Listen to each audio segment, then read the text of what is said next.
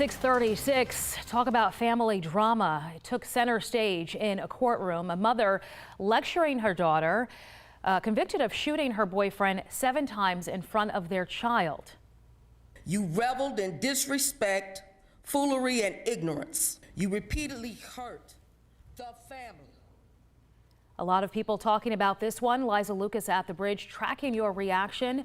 Liza, some strong words coming from this mom commanding the courtroom. She asked for the harshest punishment for her daughter, including that she be sterilized. That's right. That was what Adrena Thurman asked the court. She said that directly to the judge. She asked that her daughter Sierra Harp be sterilized to prevent any other children from being born. And she also asked that her daughter receive the highest punishment of life without parole. She does not want to see her daughter walk free again. She also called her daughter a manipulative liar. Now, at the same time, she said she tried to teach her daughter responsibility, personal responsibility, but it never took. And this one has really taken hold on our Facebook page. Wow, the comments have been coming in, and it has been one of the top stories as many of you follow along with this courtroom drama. Lori saying, "Good for mama." A lot of people supporting Thurman and pushing back and calling out her daughter right there. The defendant's reaction was so disrespectful. Now, Lori is actually referring to Harp, who was mouthing profanities. That's what our camera caught on video.